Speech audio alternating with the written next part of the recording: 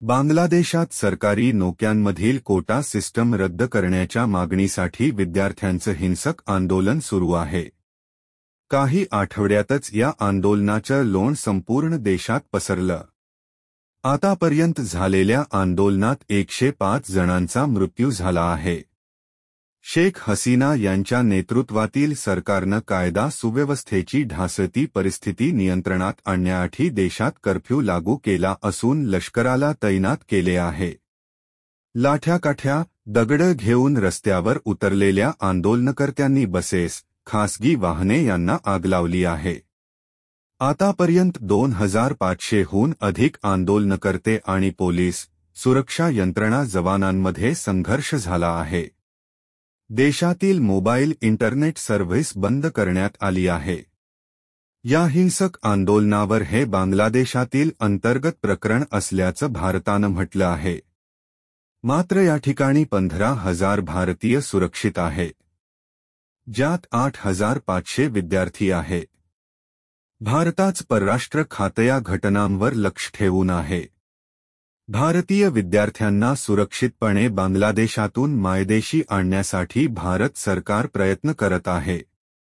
नोकऱ्यांमधील आरक्षण संपवण्यासाठी संतप्त आंदोलनकर्त्यांची मागणी आहे, त्यामुळे देशातील परिस्थिती बिघडली आहे. बहुतांश बस, ट्रेन सेवा बंद आहे. शाळा, कॉलेज यांनाही सुट्टी देण्यात आली आहे. बांगलादेशातील हे आंदोलन नोकऱ्यांमधील आरक्षणाविरोधात आहे. काही समूहांना सरकारी नोकऱ्यांमध्ये राखीव जागा ठेवल्या जातात. हा प्रकार भेदभाव करणं आणि गुणवत्ता असलेल्या विद्यार्थ्याला सरकारी नोकरीपासून वंचित ठेवतं असा आरोप आंदोलनकर्त्यांचा आहे. बांगलादेशात सरकारी नोकऱ्यांमध्ये 56% आरक्षणाची तरतूद आहे, ज्यात 30% आरक्षण पाकिस्तानसोबत 1971च्या लढाईत उतरलेल्या स्वातंत्र्य सैनिकांच्या वंशजांसाठी आहे. त्याशिवाय 10% वंचित प्रशासकीय जिल्ह्यांसाठी, 10% महिला, 5% अल्पसंख्याक समुदायातून येणाऱ्या जातींसाठी तर 1% आरक्षण दिव्यांगासाठी आहे.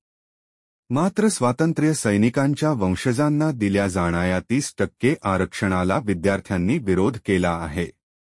दरम्यान, बांगलादेशात खासगी क्षेत्रात नोकऱ्यांची संधी असूनही स्थिरता आणि चांगल्या सुविधांसाठी सरकारी नोकरीला युवकांची पहिली पसंती आहे.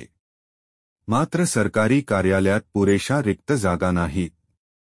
बांगलादेशात दरवर्षी 4 लाख पदवीधर स्पर्धा परीक्षा देतात. परंतु आरक्षणामुळे अनेकांना नोकरीपासून वंचित राहावे लागते. याआधीही बांगलादेशात या मुद्द्यावर आंदोलन झालं होतं. तेव्हा स्वातंत्र्य संग्रामातील सैन्यातील वंशजांना मिळणारा 30% कोटा स्थगित केला होता.